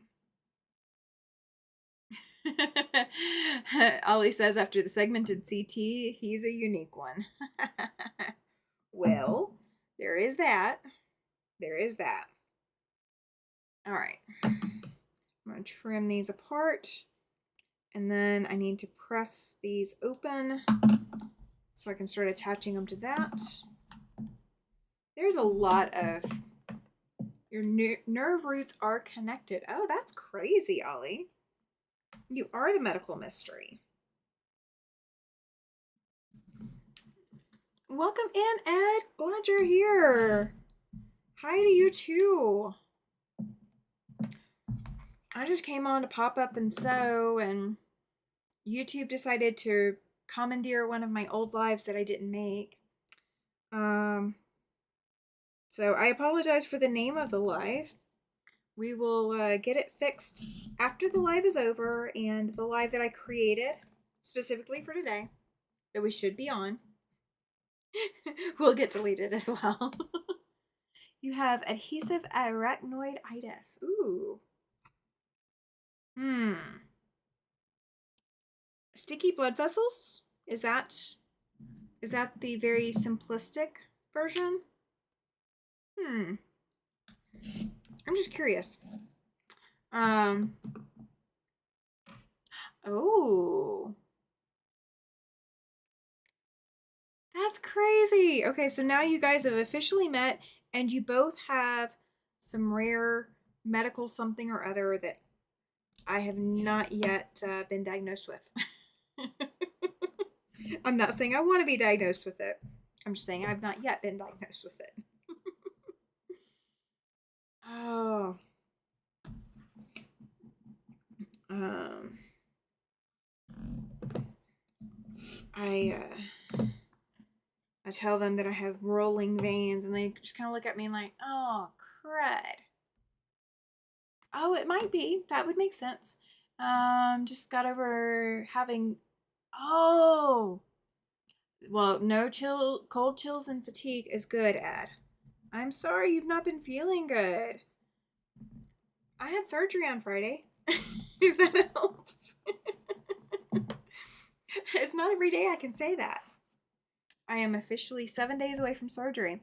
Melena says before her surgery she was vomiting for 5 days, so had to eaten after surgery. They didn't let me eat for 6 days. They had to make sure everything was going good. I was crying. I bet, Melena. Gravy. I bet. Mine, so they gave me meds Wednesday morning to help me, stop throwing everything up, stop, like, actually start keeping things down. Um, but they sent me home right after my surgery on Friday. I don't remember, was I actually eating anything? I think I was barely getting some food in by the time that I went in for surgery. I was getting like vanilla wafers in. Like I was finally keeping vanilla wafers down. Um oh, okay, gotcha. Inflammation of the arachnoid lining in your spine and causing the nerves to clump together. Ouch. Okay, that makes sense. They let you eat, but only after 2 days, and it was only Jello.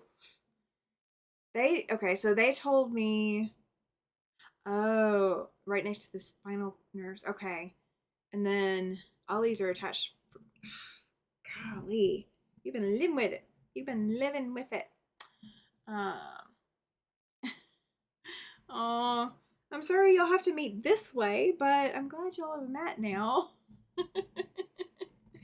um, so I finger pressed all these. I'm gonna iron press them to give me a little bit more stability, so I don't have to fight with them as quite as hard going through the machine. Kathy's is from trauma, and Ollie's was from birth. Gravy, gravy. Thing on my spine is connected to pain sensors in my brain. So if I get hurt, say break a toe, don't feel it. So I do not always know how it's happened. Yeah. I've got a friend that has lost feeling in her foot or both feet, and and I don't know if it's because of meds or what the reasoning for it was. It wasn't diabetics or diabetes. It wasn't that. Um, but she lost feeling in her feet, and so she would never know if she put the water too hot in the tub. I was like, start testing it with your hand. Start like reach down with your hand, take some of that water, put it on the inside of your elbow, and see if it's too hot. Don't step in the tub until you've tested it on your hand. And she stopped burning her feet that way. Let's see. Yeah, Rita, I got lucky that they could do it that way. I got lucky, and I think their whole reasoning for getting me in quite when they did and like sending me over was so that I could have the surgery in a less invasive way.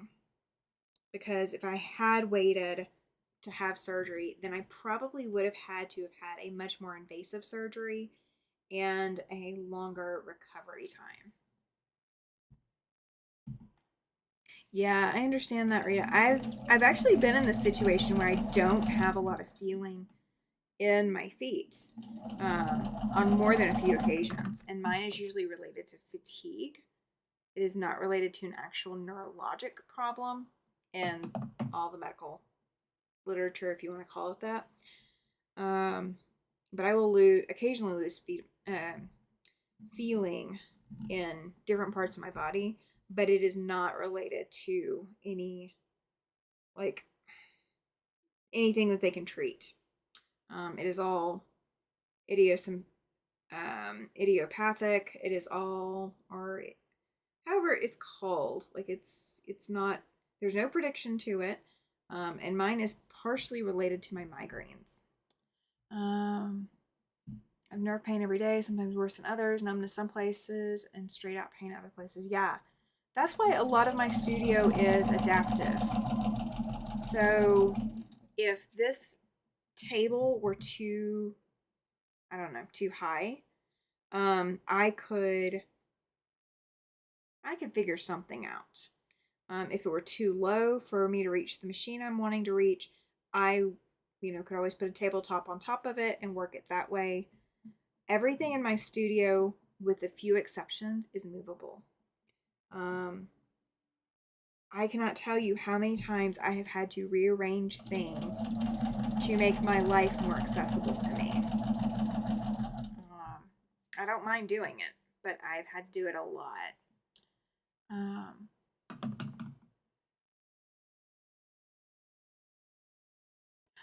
Ouch, Ollie. Yes. The ghost pain, yeah. Yeah.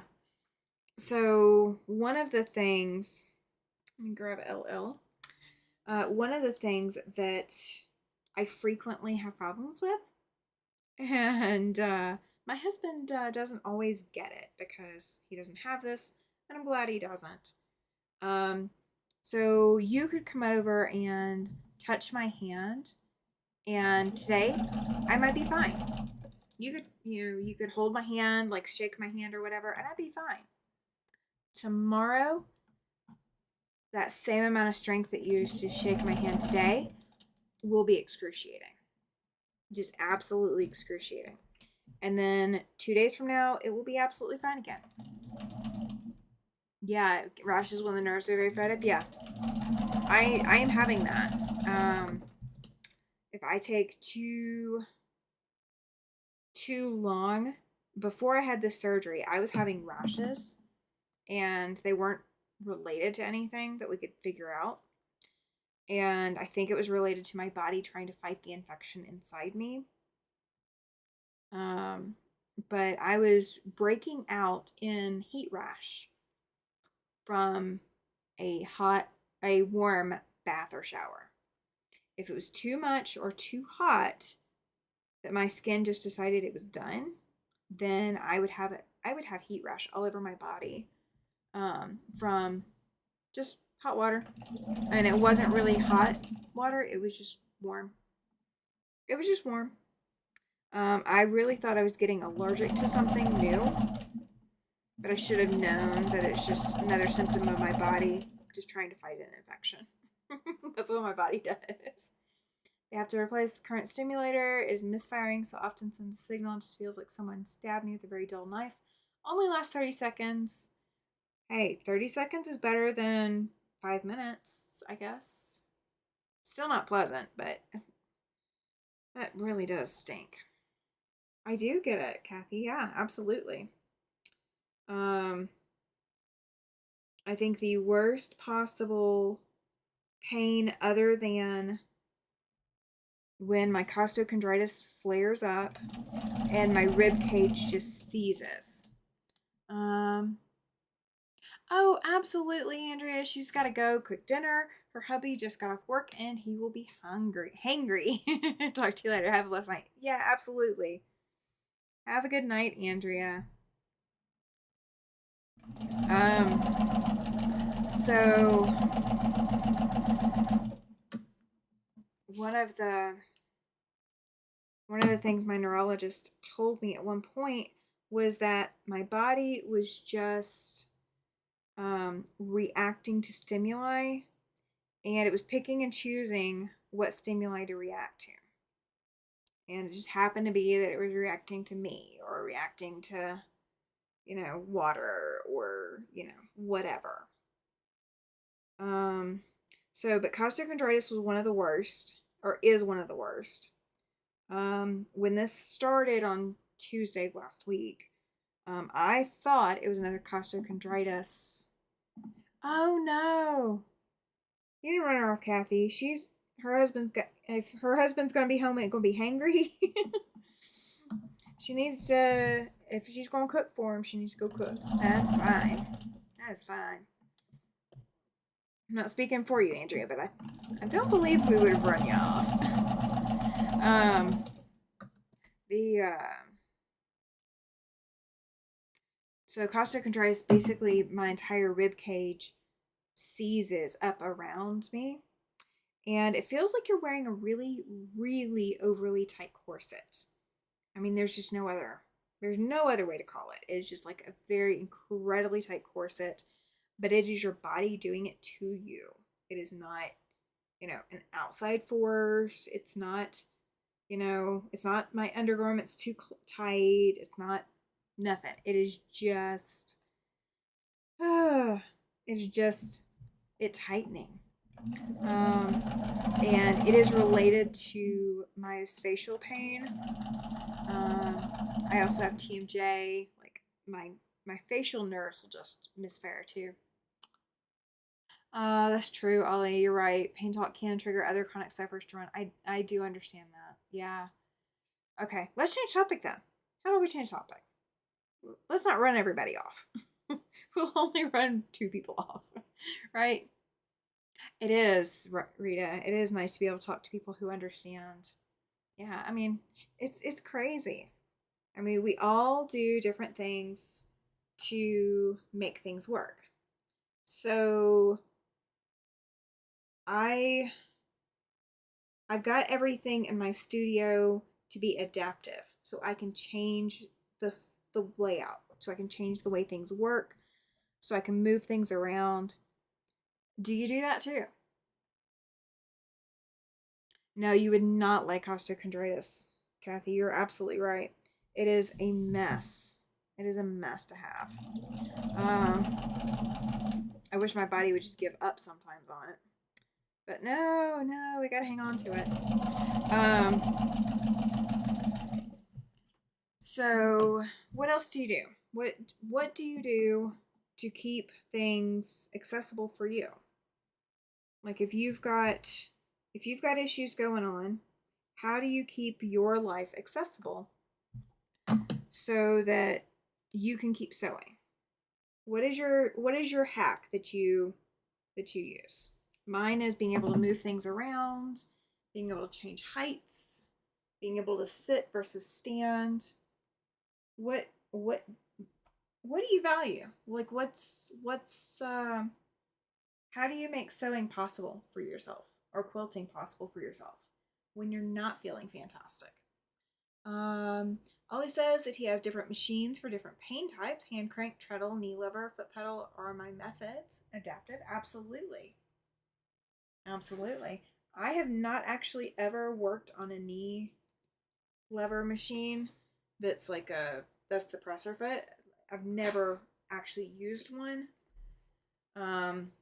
But I could not handle a treadle. A treadle would be too much. It would be too much extra movement for me to be able to handle. It's crazy. It's so crazy. So I am actually to the point of putting this little back section together, and then all we have left is the little ears, little extra ear pieces, and then we can go to the back of the book and assemble. Exactly, Rita. You got it. You got it. Just making sure she understands. For the 670, the 670 is the final number. You can make 170 or 270 of them in one particular color or one particular, fabric or whatever. But you need a total of 670, regardless of color. Regardless. Okay. So now I am to the point I can start putting pieces together. Rita says, perfect, thank you. Oh, you're so welcome. Change positions, take breaks, focus on project. Very good. Do you change projects because you're in too much pain to work on one? Is that something that you do? Do you have extra projects for the days you don't feel like working on something?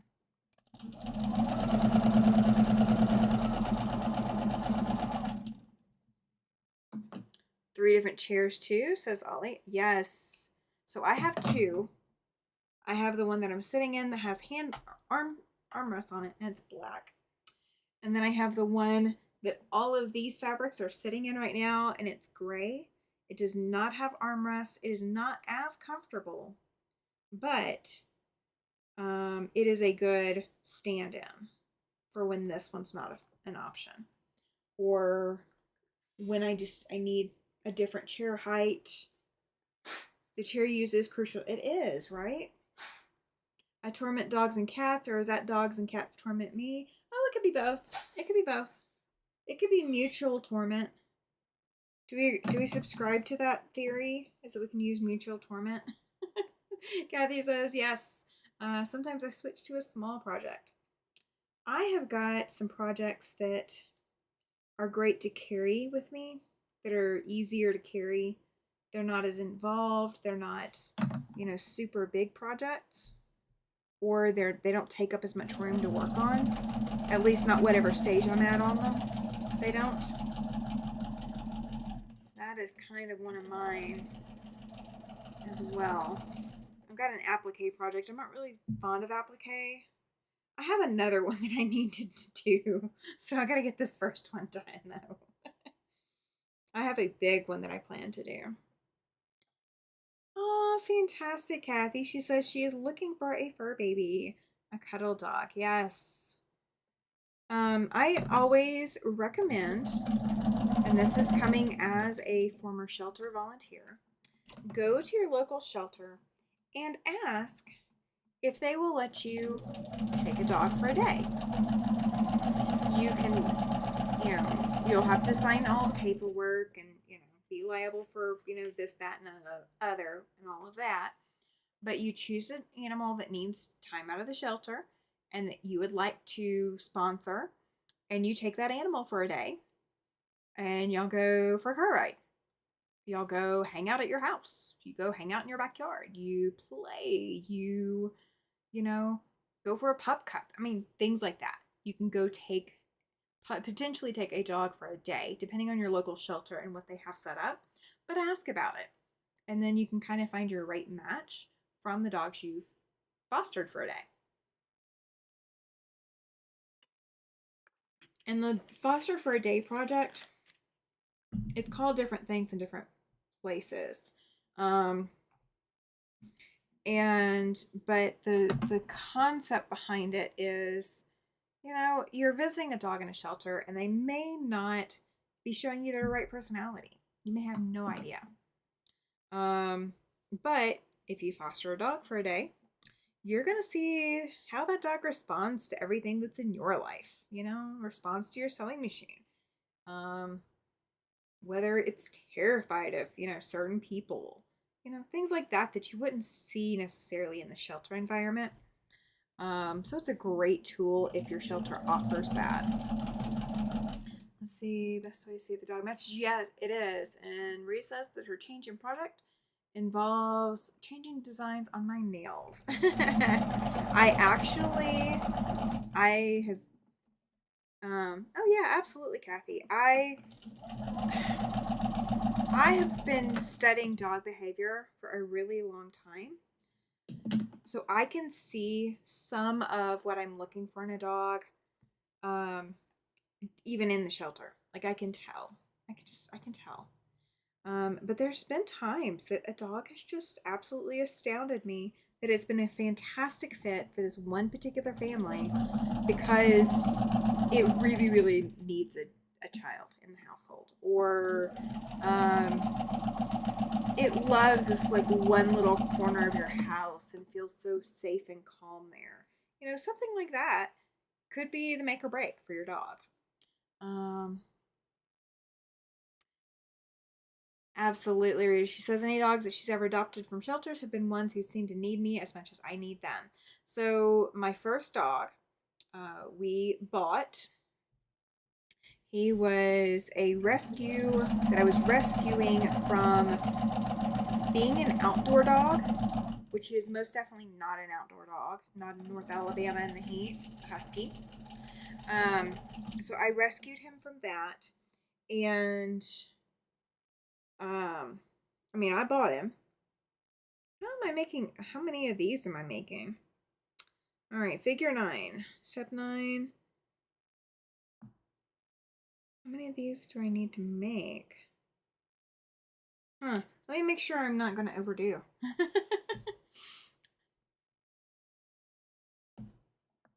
Yeah, exactly, Rita. Yeah, sometimes you find the best dogs because you take that chance on hanging out with them. If you don't take the chance and hang out with them, you may never know. All right, let's see where this goes. Oh, so I need 2 per cow, and I haven't done any of them. So this is accurate. And we're doing those 2 parts of it. And then we're doing that part of it. Okay. So we're doing these first. Oh, I have a little chip left. Guys, I fell in love with these things. And they are a healthier alternative to some of my other snacks that I've had in the past. So I'm not going to complain. Rita says when she adopted her service dog, lived to be 22. She was on the E list and would be stay at the back of the cage, took her out to play, to the play area. Yeah.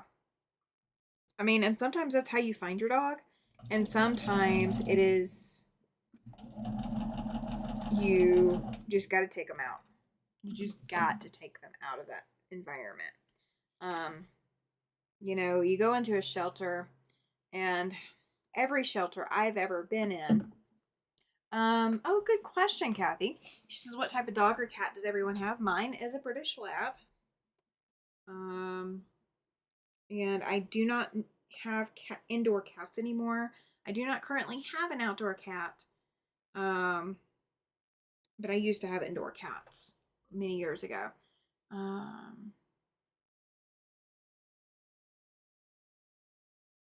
I hear you, Rita. She says when she first moved into this 4-bedroom house, her idea was to do in-home manicures and pedicures, but her health went way down. Now it's rare that she does someone's nails. I don't blame you. I'm getting good at just doing mine. I'm getting good at just doing mine. And, we're going to play by the nice rules and just do, touch what we're allowed to touch, which is, I can't touch everybody else's nails. And I'm not going to. I've never wanted to do that. That's always been somebody else's dream. But yeah, I do my own. Rita's got 5 dogs and 3 cats. 2 little dogs are Chihuahua and Beagle. Have 1 Bull Mastiff and 2 Shar-Peis. And then Kathy says that she had 5 dogs and a cat. They all got old and died. That does happen. Animals were not put here to outlast us in most cases. Turtles. Turtles, however. And some birds. Turtles and some birds were definitely put here to outlive us. Or to be the lifelong pet. I've always kind of wanted a turtle, but I've never lived in a place long enough. Since I got into college, I've never lived in a place long enough to have had a turtle and kept a turtle. I like your talkative big black and white kitty, Rita.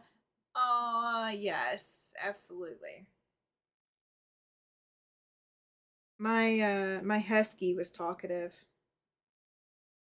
If I wanted him to come in here and howl at you guys, I could have gotten him to do it. My cats are 1 Maine Coon, 1 Monster Big Cat, and 1 Black and White Tuxedo. My first ever cat was a black cat. Oh no, well, my first ever cat was a little gray kitten. Long story, she got out and we never found her. But my first cat, when I got cats again, was a black cat. And then I had a Siamese tabby mix named Oscar.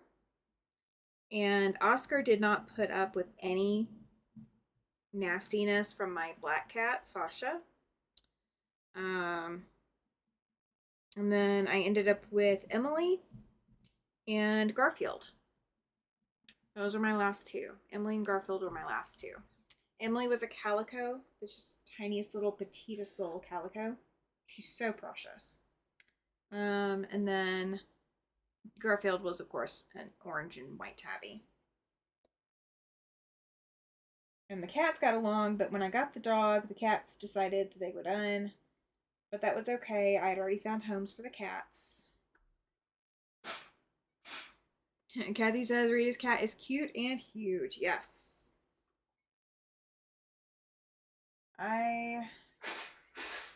All of my cats were little cats. But I would have to have an outdoor cat now. Like, I don't know that I could transition back to having indoor cats of any shape, form, fashion. I think I'm past the point of having indoor cats. If that makes sense to anybody. Because cats can be a lot to look after. They're not that much. I mean, they're less than dogs. Don't get me wrong.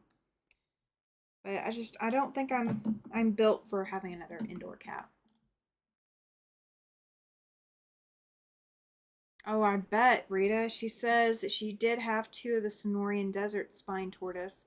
They lived to be 200 years and several hundred pounds, so I gave them to the rescue. Yeah. I think I've known one person that I worked with that she either had or she used to have a tortoise. Cats are very mischievous. Yeah, they are.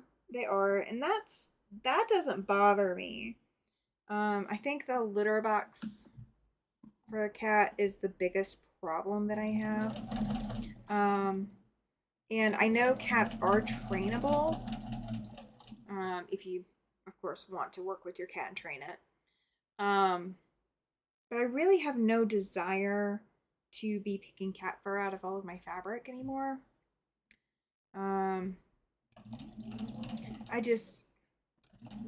I've gotten used to and accustomed to having an animal in the house, but not having something that can jump on counters for me. So I think I've kind of just grown accustomed to not having to look for my animal. Like if I call my animal shows up. You know, I don't have to go hunting under beds and all of that. Now, if my animal became deaf or something like that, I would do it. But I don't think I want to willingly go back to that. And then having claw marks and things and all that. I mean, I get dog claws and stuff, but you know. See, I would have to have somebody cleaning the litter box for me too. Rita says that she's got 4 litter boxes in the cat's bedroom that are heavy cleaned their room daily. Yeah. I mean, it would have to be a daily thing. And Rita says all her cats and dogs are trained, no counters, period. Yeah. I will say this though. Cats are innately prone to jumping on things. And dogs, while they can be prone to it, they typically aren't quite as agile. They'd be more likely to get their face and slobber up there first than getting their entire body up on a countertop. So, I think that's where my brain has decided that my animal limit has gone. I'm gonna see if we can get these ears done, and then I'm gonna call it because I've still got stuff to do on them too. Yeah, we'll call it after I get these sewn on here. Cats have these round things in their room that are made of cardboard. Claws. None of them use the furniture to scratch. See, I had stuff for my cats, even when I only had one cat. It did not matter that I had things for my cat to scratch on. It didn't matter how much I worked with them. It still happened. So, like, I don't know. I think cats ruined me on cats. And then I will say this. I was never allergic to cats growing up because obviously I had them. Oh yeah, I know dogs can jump. My husky could jump. Um, but it's not a dog specific thing though. Like it's not the most common thing for dogs to do. All dog breeds to do. Um, the what was I gonna say? Um, the husky that I had could jump. He could jump a 5 foot fence easily. This guy, oh my gosh, this guy can jump. Um, he has to want to, but I mean, I remember when we would go to the hotels and such when we were truck driving, and they would occasionally put us in a hotel. They would, of course, put us in like a room with two doubles or two queen size beds or something, which was a lot more room than we had in the truck. And that one would jump up on one of the beds, and he would be standing there. He could be facing the head of the bed or the foot of the bed, not the side of the bed, the head or the foot of the bed, one or the other. And he could be on one bed 1 second and then on the other one the next. Welcome in, Lana. Glad you're here. I'm just finishing this part up and then I'm calling it. Um oh, yeah, I understand that, Rita.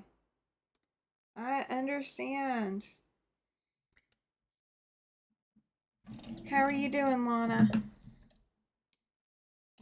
Hadn't seen you in a bit. Glad you're here. I just popped on to do this for as long as I could handle it. I think I'm hitting that limit point because the next thing I'm gonna have to do is gonna have to be one goes on one side and one goes on another. And I'm worried that when I do that, I'm going to mess it up. So I'm gonna have to take a break before I continue. Welcome in, Helen. I love it. Hello, everyone. I love it. You're doing?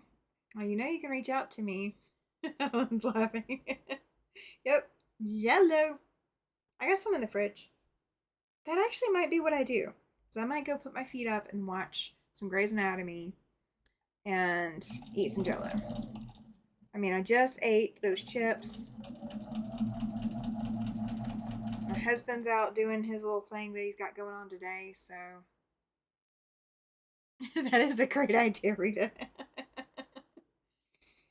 Absolutely right. All right, so these I can all sew the tops onto, so I will do that before I call it. All right, so I got 8 ear pieces. I'm going to start trimming. And we are going to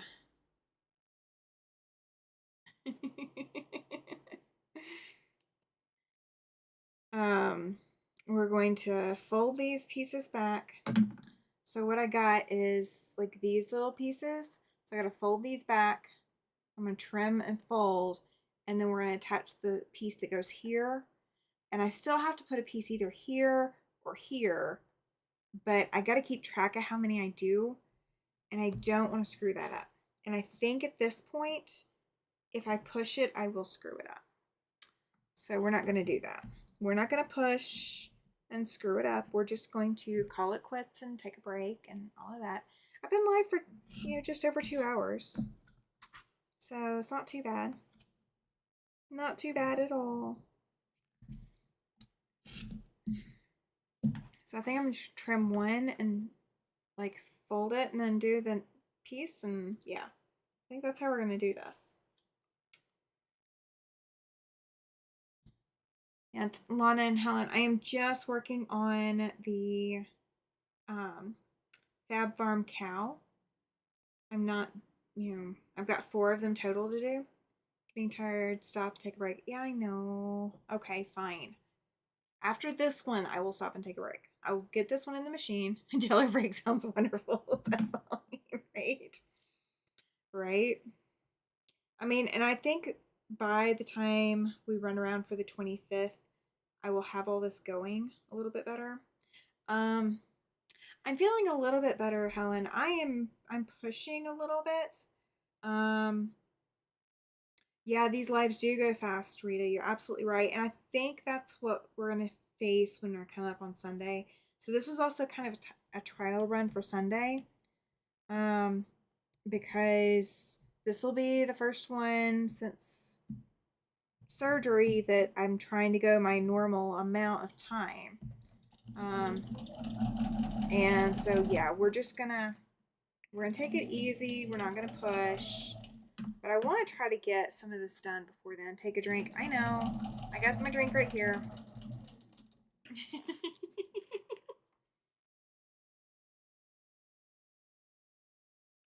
So that means demo for a retreat, snowball corners fight. Nope, nope, nope. No demo fight. No demo. We are not doing a demo. We're not doing a fight about it. Not happening. um, so guys, I'm gonna go back up top real quick and copy that pinned notebook or that pinned message. If I can, let's see if I can. Oh, come on. Cool. Oh, nope. I'm not putting anybody in timeout. There we go. All right, so I'm going to copy that. I'm going to go post that on the channel in the community tab. So if you are, how about snowball demo? Nope, no snowball demo. I got a lot of stuff to do before I can do a snowball demo. Nope. I got a lot of work on that to do, but in order to do that project, I have to get this off the wall. In order to get this off the wall, I have to get these done. And I mean, we're close. We're close. This is the last little piecing thing before you go to you flip to the back of the book and finish it. So you know, it's getting there. It's getting there. Know me? I don't know what know me means. Okay, but so if you are wanting to do the April freebie quilt, as of right now, we're still going to try to do that April 25th. That is still the current plan. April 26th and 7th, that weekend, that Friday and Saturday, we are still going to do retreat. And yes, yes, yes, yes, I'm going to take it easy. Okay. I'm not going to be fast and furious. I am not going to be up super late. I will sleep. I will take my normal sleep meds. So I will be asleep for a while, but the retreat will still be going. So you guys can still come and hang out and retreat and all of that while I'm off getting my much needed rest and recovery time. So I will post up more information about the retreat by the end of Sunday. So now that I remembered that I need to do it, I will post up retreat information by Sunday. I'll post up freebie quilt information today, but I'll post more information about that closer to time as well. Because it's going to be a good one to sit it by your machine and just leader and enter it, like feed it into your machine as you have time. So either way. But I'm going to get off here, guys. I'm going to go put some Grey's Anatomy on, and I may actually go ahead and do dinner. Tom's out doing some other stuff, and I've got a microwave meal that I can fix. So that was intentional by me, so that I would have something to fix. So I may put my feet up, eat some food, and get back in here in a little bit, in a couple hours or so. See if I can get the last of this little bit done, push through, and go from there. So thank you so much, guys, for being here. I really do appreciate it. Thank you, Ed. I appreciate it. I will post that in the community tab, and then I will go leave to go get food. So putting it in my brain, post the community tab, then go get food. So that's what I'm going to do. And I will see you guys later. I don't know. Tomorrow's Friday. I have to go ship everything for tomorrow. So Linda's quilts and all the giveaway items, including Joyce's super chat giveaway prize. All of those will be shipping out tomorrow. And I may do a pop-up live tomorrow. I don't know. It depends on how I feel. We'll see what happens. If I feel like it, I will. If I don't, I don't. And then you guys might or might not see me Saturday, and you guys will definitely see me Sunday. So I will see you guys later. Thank you for being here. Y'all have a great Thursday evening.